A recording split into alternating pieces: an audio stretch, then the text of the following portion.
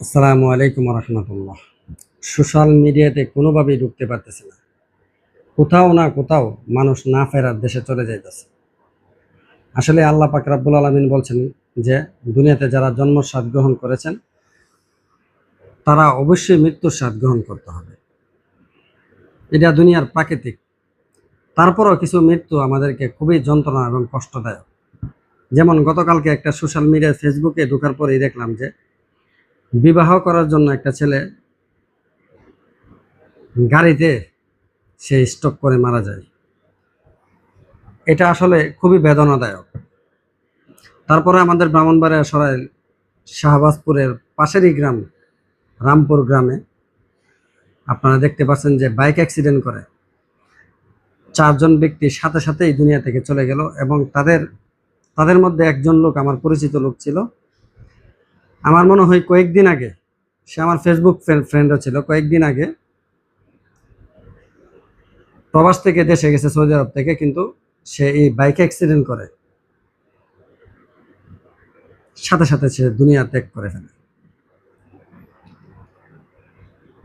এই যে ভিডিওগুলা, এর আগেও আমি 2 দিন আগে একটা ভিডিও বানাইছিলাম যে বাহরাইন প্রবাসী, উনিও দুনিয়া থেকে চলে গেলেন।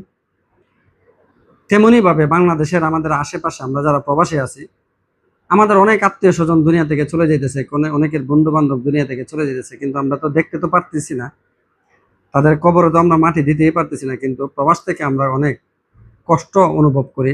পাশাপাশি প্রবাসে থেকেও যে অনেক ভাইয়েরা দুনিয়া থেকে চলে যাইতেছে এক এক করে, আমি খেয়াল করে দেখলাম যে এটা হয়তো কেয়ামতের আলামত। এটা কেয়ামতের আলামত বলতে পারেন, কারণ আমি তো আসলে ইসলাম সম্পর্কে তেমন কিছু জানি না। যে ইউটিউব বলেন, ফেসবুকে বলেন, বিভিন্ন আলেমদের বক্তব্য শুনে যেটা বুঝতে পারছি যে একটা বয়ান শুনেছিলাম আমি, বুঝছেন, আলেমের নাম আমার স্মরণ নাই, যে কিয়ামতের আগে দুনিয়াটা এ পিঠ থেকে ওই পিঠ হয়ে যাবে।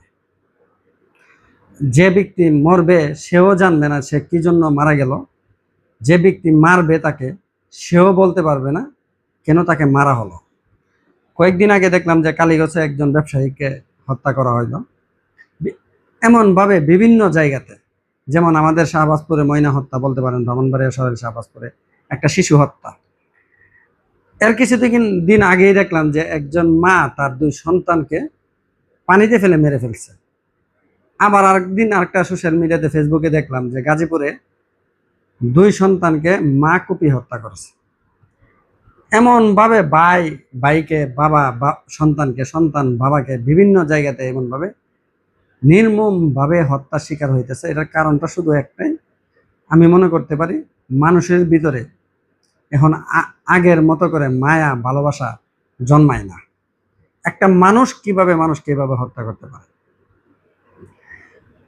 এই যে দুর্ঘটনাগুলো ঘটতেছে, আমরা প্রবাসীরা বিশেষ করে, ভিডিওটা আমি যেহেতু প্রবাসীদেরকে নিয়ে কথা বলি, আমি প্রবাসী ভাইদেরকে উদ্দেশ্য করে বলবো যে ভাই দেখেন, প্রবাসে আছেন, মোটরসাইকেল কিনছেন, কোনো সমস্যা নেই, আপনারা একটু সচেতন হয়ে মোটরসাইকেল চালান।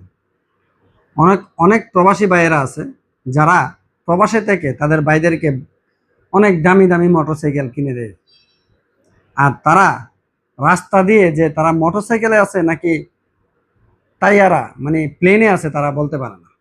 ওই জন্যই সবাইকে বলবো যে দেখেন, একটি দুর্ঘটনা হলো সারা জীবনের কান্না।